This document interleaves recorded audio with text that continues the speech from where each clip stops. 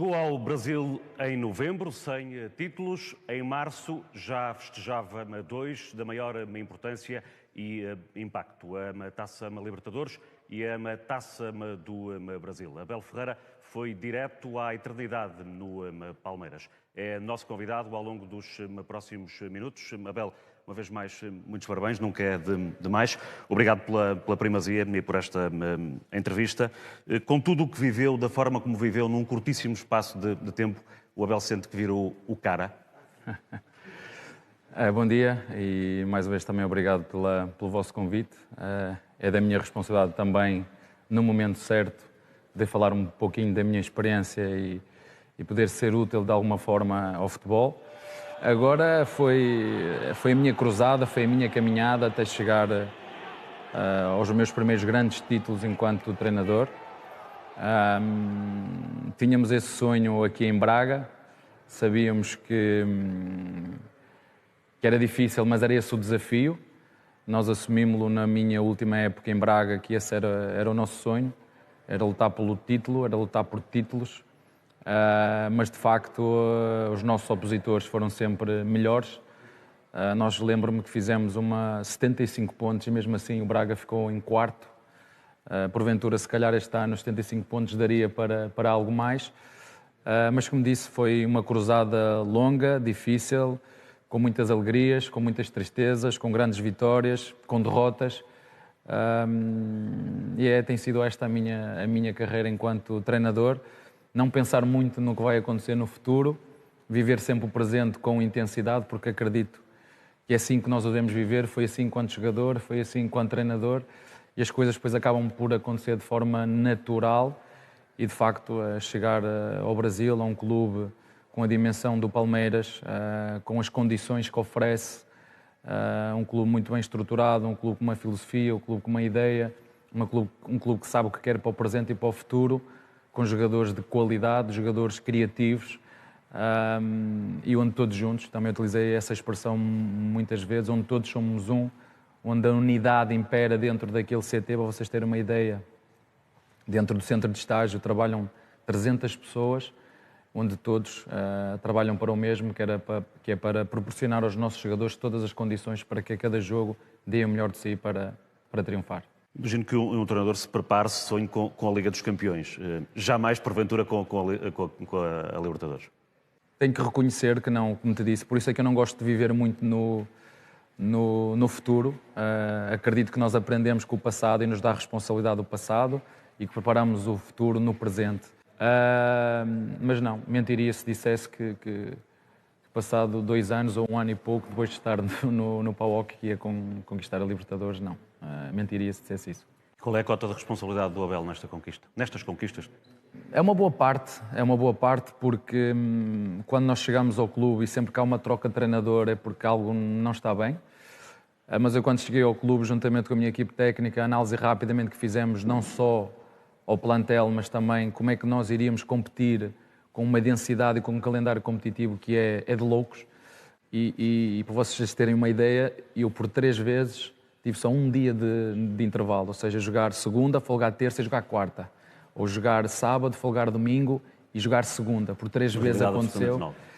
É completamente diferente, porque são muitas competições. Tu tens o estadual, tu tens o Brasileirão, tu tens a Copa, tu tens a Libertadores, tem mais um campeonato aqui no meio.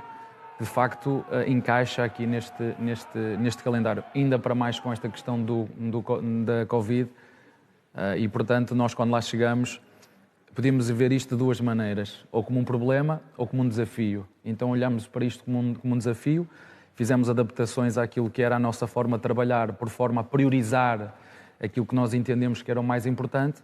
Quando tu chegas a um clube com esta dimensão, com esta exigência, com uma massa associativa a rondar os 16, 17 milhões, com uma exigência máxima, que sempre me disseram, ou ganhas, mas que eu também gosto de ver a minha vida, como digo, é de forma equilibrada, focar-me no meu trabalho, dar o melhor de mim, ter a consciência, quer na vitória, quer na derrota, que eu dei o meu melhor, que os meus jogadores dão o melhor deles, que foi outra das coisas que eu disse aos meus jogadores quando cheguei ao Brasil.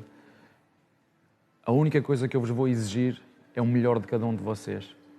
é o melhor de cada um de vocês. Não sei se vamos ganhar, não sei se vamos ser campeões, não sei se vamos ficar em primeiro, não sei se vamos ficar em terceiro ou quarto. O que eu sei é que cada um de nós tem que dar o melhor de si. Quase sem tempo para treino, foi essa a principal marca que deixou a da liderança, a da comunicação? Tinha que ser. Nós, com a quantidade de jogos que tínhamos, eu percebi uma coisa, e vocês daqui, quem acompanha o futebol brasileiro, percebe que muitas vezes é um jogo um bocado aleatório, com muita qualidade técnica, e isso, de facto, está-lhes no sangue. O samba está-lhe nos pés. São jogadores que tu, quando lá chegas, e às vezes eles entram mais cedo para o treino e começam a brincar com a bola, tu vês a qualidade, a apreensão fina que eles têm, que tem a ver com a forma com que eles crescem, como eles são desenvolvidos nas ruas, nas favelas, nas quadras, na praia. Tem um recorte técnico realmente muito diferenciado, mas o futebol não é só isso. Não é? A tática, a estratégia. O futebol, exatamente, a tática, a estratégia, é um jogo coletivo. Eles são jogadores que gostam muito de correr para cima da bola e, portanto, eu acho que apanhamos uma equipa de mente e de coração aberto para uma nova equipa técnica. Uma equipa sedenta de ouvir o que tinhas para dizer, uma equipa, como disse, com mente e coração aberto, porque se tu não tiveres a mente e o coração aberto, é muito difícil tu, com o tempo que tinhas, conseguir o que tu conseguiste. Foi isso que eu senti. Um conjunto de homens e de profissionais muito grande e, acima de tudo, gente e pessoas com mente e coração aberto para assimilar rapidamente as novas ideias. E passou muito por aí, pela organização coletiva da equipa. Pronto, essa também ajuda. Também fácil, embora eu, como falo rápido, uma das questões, eles estavam sempre, oi, professor, oi. Mas no início tive que reduzir a cadência do meu discurso, porque eles, oi, professor, oi. Eu então, embora seja o mesmo português, mas se tu não pausares o teu discurso, muitas coisas eles não percebem. Mas acho que foi... A mensagem passou. Passou, e tínhamos este sempre. Quando não perceberem, eu gosto que os jogadores me questionem e partilho isto com vocês. Com quem eu mais aprendo são com os meus jogadores. É com quem eu mais aprendo. Eu leio, eu vejo, eu discuto, falo com treinadores, mas com quem mais aprendo são com os verdadeiros artistas, os verdadeiros protagonistas, que são os jogadores. É com eles que eu aprendo mais. E o que é que aprendeu com os jogadores brasileiros e com o futebol brasileiro? Olha, acima de tudo, ouvir os jogadores. Por exemplo, eu sempre gostei de jogar de forma assimétrica, da direita ou da esquerda, e depois, de jogo para jogo, poder alterar. Eu sempre gostei de fazer isto. E comecei a fazer isto, por exemplo, com o Verón, um dos jogadores, e a partir de determinada altura comecei a perceber que ele não estava confortável naquela posição. E antes de eu ir falar com ele, veio ele falar comigo. Portanto, eles têm esta vontade de falar com os jogadores, com os treinadores, que nos outros jogadores que eu tive aqui tinham sempre um bocadinho, é o treinador, eu não posso falar para o treinador, que é uma das coisas que eu gosto, é dar a devida distância, o respeito necessário, mas a frontalidade na conversa, perceber se os jogadores estão a sentir confortáveis ou não nessa posição. Portanto, muito por aí, a comunicação, dar também liberdade aos jogadores de poder falar. E no futebol brasileiro, acima de tudo, perceber que os jogadores são aquilo que eles são e não muitas vezes aquilo que nós, treinadores, queremos que eles sejam. Porque para isso precisas de tempo. E o que eu fiz, se por exemplo no Braga tive tempo para que os jogadores se adaptassem às minhas ideias, no Brasil tive que ser eu a adaptar-me às ideias dos jogadores e às características dos jogadores. Foi essa a grande diferença, e quando tu tens esta experiência consegues perceber que de facto no futebol há várias maneiras de conseguir ganhar, não há só uma fórmula única, há várias maneiras de ganhar. Mais automatizado, nós vemos equipas mais mecânicas, e é possível ganhar com equipas mais mecânicas, mais automatizadas, e vemos também equipas dentro de uma organização coletiva, mas dar mais liberdade para eles poderem ser criativos e tomar as melhores decisões. Temos aqui alguém que lhe quer deixar uma mensagem, creio que tem muito que ver com isso também. Convido-o a ouvir. Abel, queria te mandar um grande abraço. Aproveita a família, aproveita teus amigos, os nossos amigos em Portugal. Quero te dizer algo em especial. Se existia alguém e se existe alguém que poderia me representar ganhando o Campeonato Libertadores e a Copa do Brasil, eras tu, e foste tu que ganhastes, e foste tu aquela pessoa que eu torcia sempre na medida dos jogos, tá? Parabéns, E tudo de bom sempre, Abel. Sempre. Continue sempre assim, tá legal? Um grande abraço. Enquadrando, o Scolari foi, para além do Abel, o único treinador que em 99 conseguiu a Libertadores para o Palmeiras e foi, enquanto treinador também em Portugal, o homem que chamou o Abel para a Seleção Nacional Portuguesa. Ao nível da criação de grupo, da liderança, há coisas que os aproximam? Acho que de facto é o ponto forte dele. Nessas duas semanas que tive o prazer de estar com a seleção, não joguei, mas lembro-me dele vir falar comigo e dizer-me: olha, se nós aqui em Leiria resolvermos já isto, no Dragão eu vou-te estrear. Infelizmente nós em Leiria, quando jogamos lá, não conseguimos resolver logo a classificação, e toda a gente se lembra dessa célebre frase do "e o burro sou eu", né? Eu estava lá nessa... Mas de facto, um dos grandes pontos fortes do Mr. Scolari, sem dúvida, e quando és treinador de uma seleção, na minha opinião, esse será seguramente, porque tens pouco tempo para preparar uma equipa, será seguramente, através da tua liderança, conseguir unir aqueles egos, aquela qualidade, aquela capacidade que está naquele grupo de trabalho, e sem dúvida alguma foi alguém que teve essa capacidade. E foi a primeira pessoa que, quando eu cheguei ao Brasil, me ligou, falamos um bocadinho, falámos várias vezes durante esse período, porque tínhamos uma pessoa dentro do Palmeiras que era... E felicitou naturalmente no final também. E foi coincidente, porque foi ele que ganhou a Libertadores também há uns anos atrás no Palmeiras. Coincidências. Quem mais o felicitou, Abel, depois das conquistas que o sensibilizou de uma forma especial? Por norma, não costumo atender telefones que não conheço, ou números de telefone que não conheço. Estava eu e a minha equipe técnica na cabine a falar, a festejar, enfim. E o telefone toca e eu... Atendo, não atendo, e quando atendo, era o nosso presidente, o Marcelo Rebelo de Sousa. Vou saber que ia ser condecorado, como foi agora na segunda-feira passada. Exatamente, ligou-me acima de tudo para felicitar. Ele tem, como vocês sabem, uma ligação e é um conhecedor profundo do Brasil. E na altura, quando me ligou, eu nem queria acreditar que ele me estava a ligar naquele momento. Ainda falámos ali um bocadinho, porque ele realmente tem uma memória tremenda, portanto foi um momento especial, único, e eu não sei se sou merecedor, honestamente, porque é trabalho de tanta gente que ainda eu quando estava a receber a medalha, ele disse: pá, tão novinho, vou confidencializar isto, quando estávamos a falar lá com os... pá, tão novinho, já estás a receber uma coisa desta, disse: a culpa é sua. Mas a verdade é que quando eu estava ali, eu disse-te isso há pouquinho, eu sentia que estava a representar todos os jogadores, todas as pessoas que me ajudaram a esta conquista.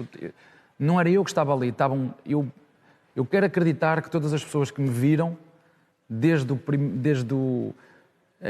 meu primeiro ano de sénior no Futebol do Clube Penafiel até aquele momento, todas as pessoas que o viram se sentiram um bocadinho parte de... E se o sentiram, foi exatamente o que eu senti. Eu senti que estava ali, de certa forma, a representar todos aqueles que me ajudaram, porque tenho que escolher um, e tive a sorte de ter sido eu, a receber esta condecoração. Foi exatamente isso que eu senti, foi que estava ali a representar todos aqueles que me ajudaram a ser a pessoa e o homem que eu sou hoje, e o treinador também, logicamente passando pela minha família, porque não terei sempre que falar deles,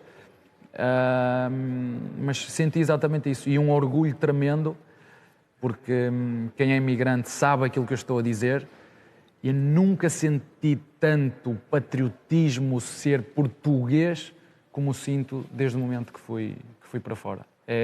Quando ouves alguém a falar, quando vês a nossa seleção a jogar, quando vês alguém a triunfar, posso partilhar isto com vocês. Estávamos a ver o Porto Juventus e a torcer pelo Porto, quer dizer, por ter este sentido patriotista, ou patriota, desculpem, porque o sentes de verdade. Era uma coisa que estava dentro de nós, mas como tu estavas aqui e tens, agora quando vais para fora sentes com uma intensidade, e eu falo por mim, uma intensidade muito grande o ser português, e um orgulho tremendo em ser português. Como é que conviveu à chegada com o nome de Jorge Jesus? Facilitou-lhe a integração pelo que ele tinha ganho? Tirou ali algumas reservas que podia haver, ou pelo contrário? Ou colocou-lhe um peso em cima? Não. Há coisas que eu que eu tenho que dizer enquanto treinador, porque acho que de certa forma os treinadores da minha geração reconhecem isso. Eu acho que o Mourinho nos abriu portas para a Europa. O Mourinho é referência para nós enquanto treinador, porque de facto foi capaz de desbravar esta Europa, de conquistar títulos e dar credibilidade àquilo que se fazia em Portugal. Mourinho foi o primeiro a abrir-nos portas na Europa e não temos que reconhecer que o Jorge Jesus abriu portas aos portugueses na América.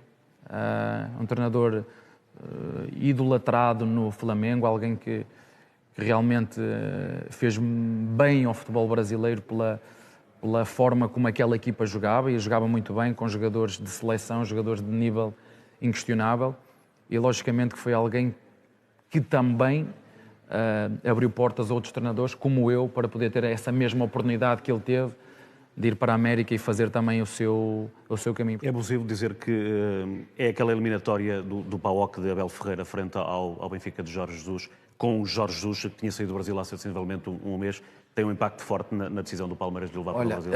Ainda bem que falas nisso, que é para as pessoas perceberem e para os treinadores perceberem e para nós percebermos que em todos os contextos estamos a ser avaliados. Eu digo isto muitas vezes aos jogadores, que eles são avaliados não só quando estão no treino, não só quando estão nos jogos, mas também quando estão na vida social. E nós, treinadores, também um pouquinho assim. Dizer-te que essa eliminatória não teve impacto, não teve.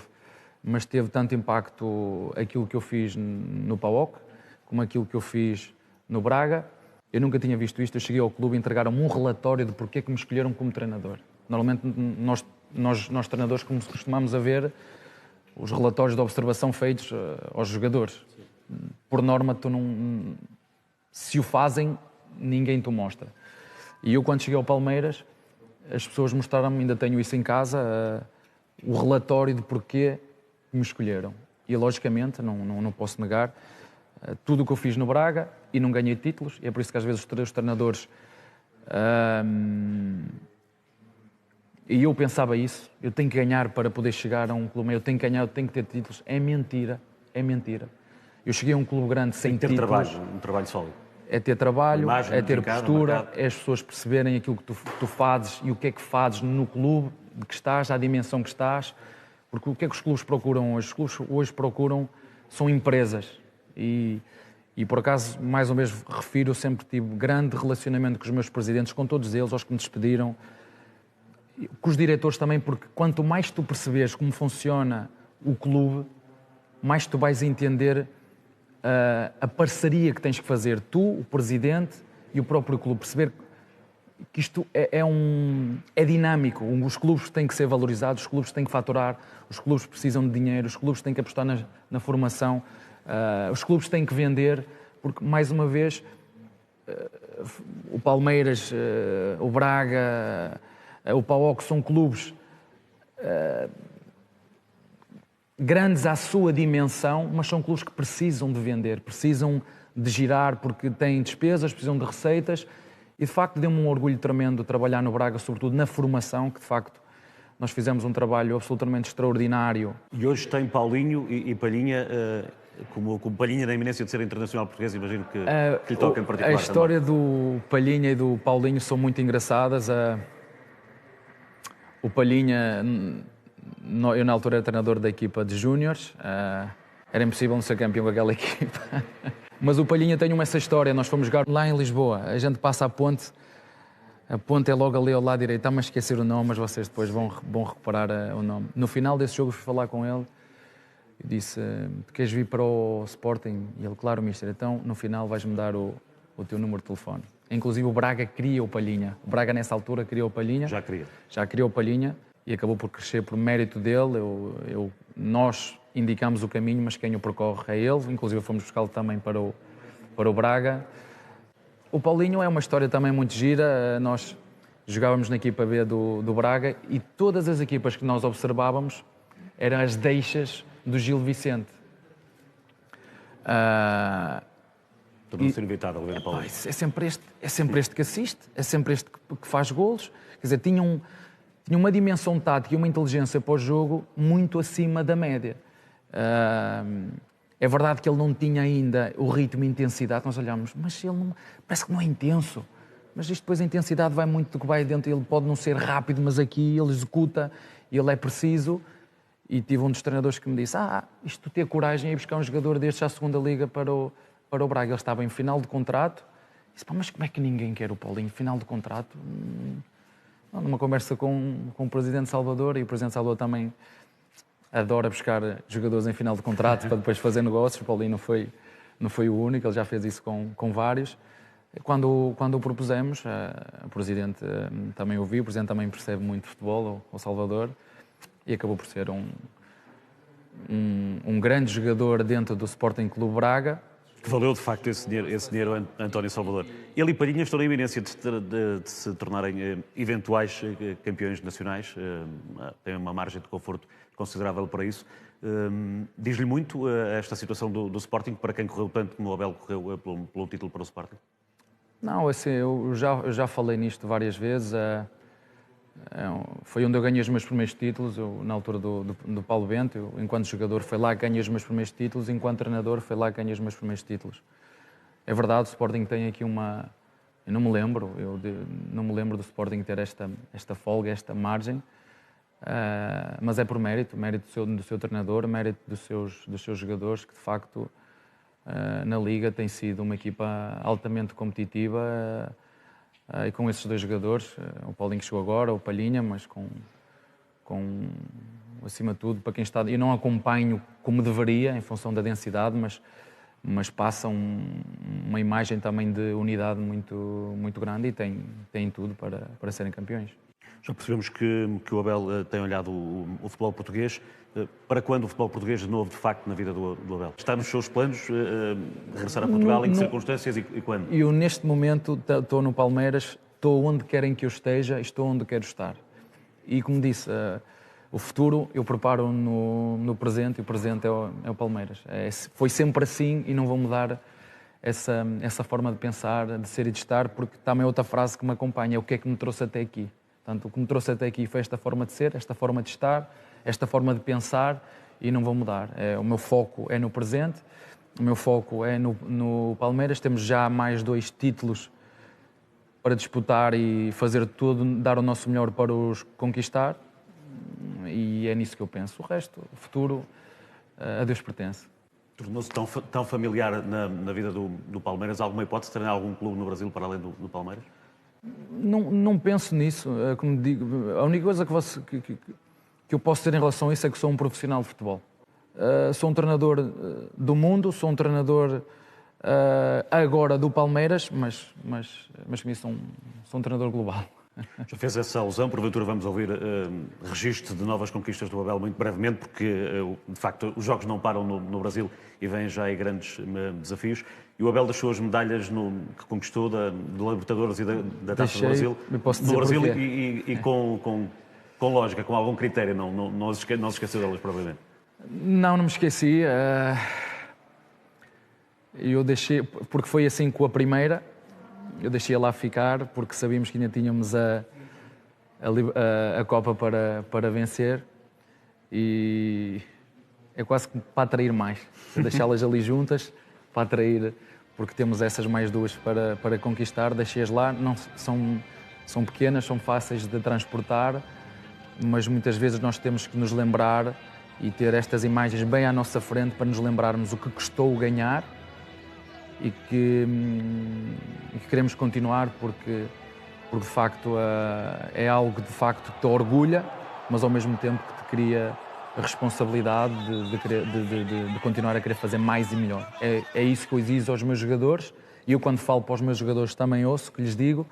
Disse-lhes, a um termo brasileiro, aumentámos o sarrafo, aqui quer dizer aumentámos a fasquia, aumentámos a exigência, o que nos vai obrigar a ser mais exigentes, mais trabalhadores, mais comprometidos, mais vitórias, que nos traga mais títulos. Isso que é com este pensamento, é com esta forma de ser e de estar, que nós vamos continuar a encarar os desafios que temos pela frente e as conquistas que temos pela frente. Assim seja, Abel, desejo-lhe as maiores felicidades. Obrigado por esta entrevista, num cenário que também lhe é caro, que envolve motores e carros. Gosto muito. Vocês sabem, é de conhecimento público. Adoro esportes motorizados e sigo com muita assiduidade.